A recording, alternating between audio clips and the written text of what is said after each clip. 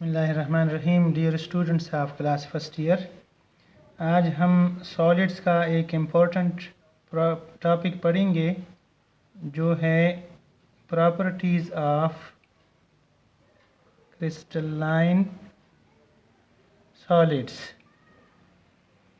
Solids दो किस्म के होते हैं, एक को कहा जाता है एमार्फस सॉलिड्स और दूसरे को कहा जाता है crystalline solids.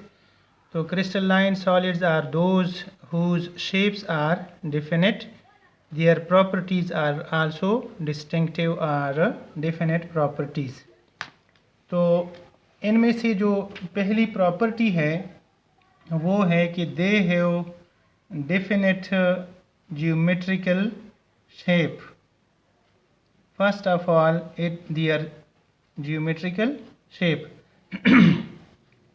They have definite geometrical shape. इससे क्या मुराद है कि जैसे फॉर एग्ज़ाम्पल हमारे पास है सोडियम क्लोराइड, अब इसका शेप क्यूबिक होता है, मीन्स कि कहीं पर भी जिस हालत में भी इसके क्रिस्टल्स होंगे इनका हमेशा शेप डेफिनेट रहेगा या ये हमेशा क्यूबिक रहेगा। इसलिए हम कह सकते हैं कि क्रिस्टलाइन सॉलिड्स का जो शेप है वो एक डेफिनेट शेप हुआ करता है। They have distinctive shape. What is mean by distinctive? इससे ये मुराद है कि जैसे सोडियम क्लोराइड का क्यूबिक शेप है, लेकिन S8 सल्फ़र ये जिस हालत में नेचर में पाया जाता है उसको हम रोम्बिक शेप कहते हैं, और रोम्बिक शेप में हमें ये नज़र आता है कि इसका ये लेंथ A और B आपस में इक्वल होते हैं, लेकिन इसकी जो हाइट है C लेंथ इसका इक्वल नहीं होता। तो अब सोडियम क्लोराइड को इस शेप से पहचाना जाता है जबकि सल्फ़र को इस शेप से पहचाना जाता है। इसलिए हम कह सकते हैं कि इनका एक डिस्टिंक्टिव शेप हुआ करता है। They have fixed positions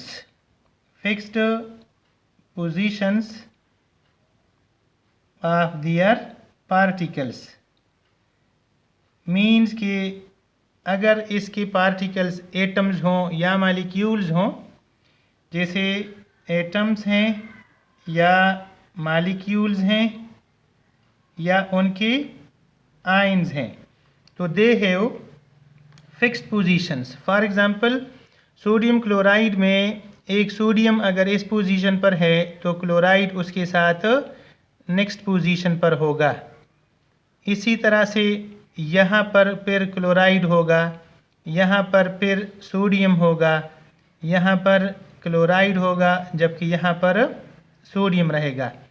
इसलिए हम कह सकते हैं कि इनका जो पोजीशंस हैं वो फिक्स्ड होते हैं। सिमिलरली सल्फ़र का एक एटम यहाँ है तो दूसरा एटम हर कोने के ऊपर सल्फ़र के एटम्स प्रेजेंट होंगे। इसलिए हम कह सकते हैं कि इनके एटम्स के या मालिक्यूल्स के या आयन्स की जो पोजीशंस होती हैं दीज आर फिक्स्ड पोजीशन, और इसी वजह से इनके ज्योमेट्रिकल शेप्स भी डेफिनेट हुआ करते हैं। इसी तरह से इनका जो स्ट्रक्चर है वो 3 डायमेंशनल होता है। 3 डायमेंशनल से मुराद ये है कि अगर हम किसी क्रिस्टल को एक्सप्लेन करने की कोशिश करें तो एक्सप्लेनेशन में हम उनकी कुछ ख़ास प्रॉपर्टीज़ सामने रखते हैं। उनमें से एक उसका लेंथ है, एक इसका विड्थ है और एक इसकी हाइट है। तो ये 3 डायमेंशनल शेप्स हुआ करते हैं। इनका एक डायमेंशन x एक्सिस पर होता है, दूसरा डायमेंशन इसका y एक्सिस के ऊपर होता है और तीसरा इसका z एक्सिस के ऊपर होता है। इन ही एक्सिस के ऊपर इनके पार्टिकल्स एग्जिस्ट करते हैं जिनकी वजह से इनका एक ज्योमेट्रिकल प्रॉपर शेप बन जाता है। मुख्तसरन हम ये कह सकते हैं कि they have definite, distinctive geometrical shapes in which the positions of particles are fixed and similarly they are arranged in 3 dimensions. Number 2, melting point. Melting point is the point at which a solid converts into liquid. तो solid में जो particles होते हैं वो regular arranged होते हैं, जबकि liquid के जो पार्टिकल्स होते हैं वो इर्रेगुलर होते हैं. तो मेल्टिंग के दौरान the particles of solid which are in a regular manner they are converted into a liquid whose particles are in a irregular arrangement. They have sharp melting point. What is meant by sharp melting point? It means that their melting point is specific one, and during the melting process the temperature remains constant, fixed at their melting point. It doesn't rise or fall during the conversion of a solid into a liquid. For example, हमारे पास ice का एक छोटा सा cube है. तो ice को जब हम हीट करें या रूम टेम्परेचर पे रखें तो 0 डिग्री सेंटीग्रेड उनका टेम्परेचर होता है और 0 डिग्री सेंटीग्रेड के ऊपर ये फिर लिक्विड में कन्वर्ट हो जाता है, जो कि हम इसको वाटर कहते हैं. अब अगर फ़र्ज़ करो हमारे पास आइस का एक बड़ा टुकड़ा हो जाए, तो इस बड़े टुकड़े को भी अगर हम इसी 0 डिग्री सेंटीग्रेड पे रखें तो ये इसका टेम्परेचर भी सेम ही रहेगा और न ऊपर जाएगा न कम होगा, और ये सारा का सारा जो सॉलिड है वो लिक्विड वाटर में कन्वर्ट हो जाएगा. तो इसलिए हम कह सकते हैं कि they have sharp melting point. इसके मुकाबले में जो एमार्फस सॉलिड्स होते हैं उनका मेल्टिंग पॉइंट शार्प नहीं रहता. During their conversion from solid to liquid state पहले वो सॉफ्ट हो जाते हैं और सॉफ्ट होने के बाद फिर वो आहिस्ता आहिस्ता क्लियर लिक्विड में कन्वर्ट हो जाते हैं. तीसरी प्रॉपर्टी है cleavage planes. Cleavage plane. What is meant by cleavage plane? This is the plane on which a bigger crystal can be converted into smaller crystals by applying force. For example, हमारे पास एक बड़ा crystal है और इस crystal के अंदर छोटे छोटे और क्रिस्टल्स हैं. तो जब हम इसके ऊपर फोर्स अप्लाई करें फॉर एग्ज़ाम्पल या प्रेशर अप्लाई करें तो ऐसा करने पर इसके छोटे छोटे क्रिस्टल्स बन जाते हैं. इन क्रिस्टल्स की जो फॉर्मेशन है एक ख़ास प्लेन पर होती है. उस प्लेन का नाम है cleavage plane. So they have a definite cleavage plane. They have a definite cleavage plane on which they may be broken. For example, अगर फ़र्ज़ करें हमारे पास सोडियम क्लोराइड का एक क्रिस्टल हो तो उनमें आयंस की जो अरेंजमेंट है या आयंस की तरतीब है वो प्लस माइनस की सूरत में होती है. जैसे कि मैं आपको अभी एक दिखा रहा हूँ कि इनकी तरतीब अल्टरनेट मैनर में होती है. अब अगर हम इसके ऊपर फोर्स अप्लाई करें, जैसे मिसाल के तौर पर हम इसको किसी हैमर के साथ मारें या किसी और तरीके से, तो इसमें ये होगा कि it will break at a definite plane. कैसे कि फॉर एग्ज़ाम्पल इसका एक हिस्सा अलग हो जाएगा और दूसरा हिस्सा इनसे अलग हो जाएगा. तो इनके अलग होने का जो तरीका है वो एक डिस्टिंक्टिव तरीका है और एक डेफिनेट प्लेन के ऊपर ये हो जाता है. तो ये जो अब इसका प्लेन है जिस पर ये टूट चुका है ये इसका क्लीवेज प्लेन कहलाता है. और every one has a definite cleavage plane. इनका जो क्लीवेज प्लेन है वो डेफिनेट रहता है, और अगर आप कोशिश करें कि इसको इस प्लेन के अलावा किसी दूसरे प्लेन पे इसको तोड़ने की कोशिश करें तो वो पैर टूटेगा नहीं। फॉर एग्ज़ाम्पल हम जानते हैं कि निकल सल्फेट ये एक साल्ट है, NiSO4 6H2O इसका फार्मूला है, इसमें 6 वाटर ऑफ क्रिस्टलाइजेशन है। अब अगर फ़र्ज़ करें इसको हम क्लीव करना चाहते हैं तो this can be cleaved parallel to its surface, जिस तरह की ऊपर दिखाया गया है, टू सरफेस। इसका जो क्लीवेज प्लेन है that is parallel to its surface. Similarly sodium nitrate ले लें, या फॉर एग्ज़ाम्पल कैल्शियम एसीटेट है जिसका फार्मूला है CH3COO2 Ca, ये कैल्शियम एसीटेट कहलाता है। इसका जो प्लेन है वो भी पैरेलल टू द सरफेस है। नंबर 3 हमारे पास होता है मैका को उर्दू में अबरक कहा जाता है। तो ये एक मटेरियल है, अगर हम इसको क्लीव करना चाहते हैं तो इसको हम क्लीव कर सकते हैं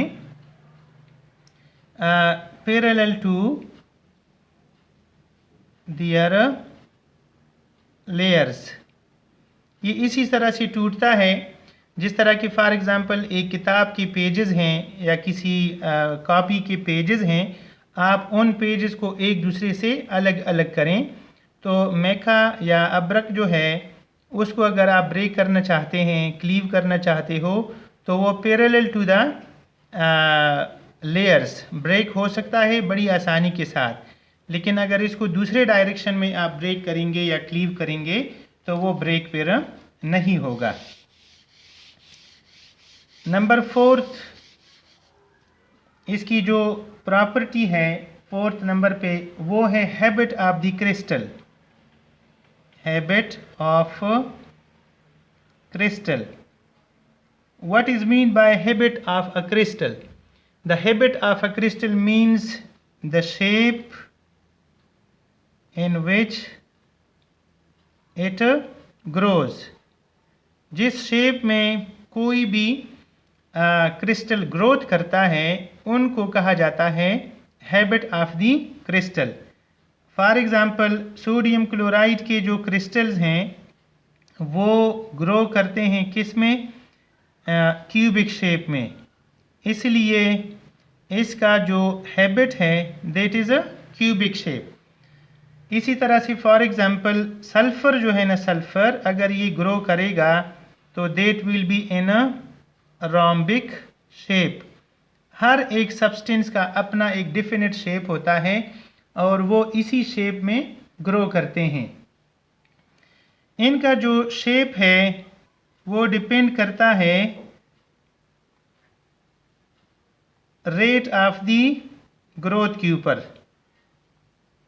कि अगर फ़र्ज़ करो एक क्रिस्टल बन रहा हो तो उनका रेट ऑफ ग्रोथ क्या है। तो अगर फ़र्ज़ करो इसका रेट ऑफ ग्रोथ चेंज किया जाए तो इसका शेप भी साथ साथ चेंज हो जाता है, या उनका जो क्रिस्टल साइज़ है वो कम हो जाता है या बढ़ जाता है। तो अगर फ़र्ज़ करें हम इसको स्लोली कूल करेंगे, अगर फ़र्ज़ करो हमारे पास कोई सोल्यूशन हो, हॉट सोल्यूशन हो, और इसको हम स्लोली कूल करेंगे तो इसी सूरत में इनका जो साइज़ होगा इट गिव्स लार्ज क्रिस्टल्स। अगर हम इसको रिपीटली कूल करेंगे तो रिपीटली कूलिंग जो है it gives us small crystals. Although कि इनकी शेप्स सेम होंगी, लेकिन कभी इनका साइज़ छोटा होगा तो कभी इनका साइज़ बड़ा हो जाएगा। अगर हम स्लो कूलिंग करेंगे तो इसके शेप्स या इसकी साइज़ बड़े होंगे, जबकि अगर हम इसको रिपीटली कूल करेंगे तो छोटे छोटे क्रिस्टल्स बन जाएंगे। इसके अलावा जो इनका शेप है वो डिपेंड करता है इम्प्योरिटीज़ के ऊपर या प्योरिटी के ऊपर। अब फॉर एग्ज़ाम्पल अगर फ़र्ज़ करो सोडियम क्लोराइड प्योर स्टेट में हो और उनका एक सॉल्यूशन हम कूल करें तो इससे बनने वाले जो शेप्स होंगे that will be in a cubic shape. लेकिन अगर फ़र्ज़ करो इसमें हम 10% यूरिया शामिल कर लें और फिर इस सोडियम क्लोराइड को हम क्रिस्टलाइज करें तो यूरिया के प्रेजेंस में जो 10% होता है इसका जो शेप है वो ऑक्टाहेड्रल बन जाता है। इसलिए हम कह सकते हैं कि habit of the crystal purity of the solution के ऊपर भी डिपेंड करता है। कोई भी इम्प्योरिटी अगर हम इसमें शामिल करेंगे तो इसका habit of the crystal change हो जाएगा। नंबर 4 इसकी जो प्रॉपर्टी है वो है एन आइसोट्रॉपी। स्टूडेंट्स, ए का मतलब होता है नो या नॉट, इसका मतलब होता है नॉट। आइसो का मतलब होता है सेम और ट्रॉफ का मतलब होता है डायरेक्शन। तो anisotropy is the property of a substance which depends upon direction. In different directions it will be different. अब इसका रीज़न क्या है कि कोई भी प्रॉपर्टी डायरेक्शन की वजह से क्यों और कैसे चेंज हो जाती है। सपोज़ करें कि हमारे पास एक क्रिस्टलाइन सब्सटेंस है और वो इस तरह के छोटे बड़े आयंस पर मुश्तमिल है जिनकी तरतीब एक रेगुलर अरेंजमेंट है। अब अगर हम इसके थ्रू लाइट पास करें या इसके थ्रू हम करंट पास करेंगे तो दोनों का, लाइट का भी और करंट का भी जो मैग्नीट्यूड होगा वो डिफरेंट डायरेक्शंस में डिफरेंट होगा। हम ये कहेंगे कि द पैसेज ऑफ करंट या the magnitude of current, the magnitude of light which is passing through this crystal, this is different in different directions, therefore conductance is a anisotropic property. For example, अगर हम इसको A से B direction यानी parallel direction में पास करेंगे तो यहाँ पर हम देखते हैं कि इसका जो इंटरेक्शन है वो छोटे और बड़े पार्टिकल्स के साथ होता है। दो डिफरेंट पार्टिकल्स के साथ इसका इंटरेक्शन होता है। इसलिए सपोज़ करें कि जो लाइट पास होगी या जो करंट पास होगी वो, जैसे सपोज़ कर लें इसमें से करंट पास होगी तो स्मॉल अमाउंट में पास होगी, लेकिन अगर यही करंट हम इस डायरेक्शन में पास करें जो कि डायरेक्शन CD है तो इसी सूरत में इसमें से लार्ज अमाउंट ऑफ करंट इसमें से पास होगी। इसलिए कि अब इस लाइन के ऊपर जो पार्टिकल्स इसके सामने आते हैं वो सेम तरह के हैं, एक ही तरह के हैं, तो यहाँ पर इसका पैसेज ईजियर होगा जबकि A to B इसका पैसेज डिफ़िकल्ट होगा। तो इसकी कंडक्टिविटी दोनों डायरेक्शंस में डिफरेंट होगी। यही वजह है कि हम कह सकते हैं कि कंडक्टेंस या conductivity is an anisotropic property. अब अगर सपोज़ कर लें कि हमारे पास ग्रेफाइट है, ग्रेफाइट का स्ट्रक्चर लेयर बाय लेयर इस तरह के हेक्सागॉन्स पर मुश्तमिल होता है। तो मुख्तलिफ हेक्सागॉन्स लेयर्स की फॉर्म में एग्जिस्ट करते हैं और इनकी अरेंजमेंट ऐसी होती है कि एक लेयर और दूसरे लेयर के दरमियान वीक वांडर वाल फोर्सेस पाए जाते हैं, जिसकी वजह से ग्रेफाइट जो है वो एक सॉलिड है, सॉलिड स्टेट में एग्जिस्ट करता है।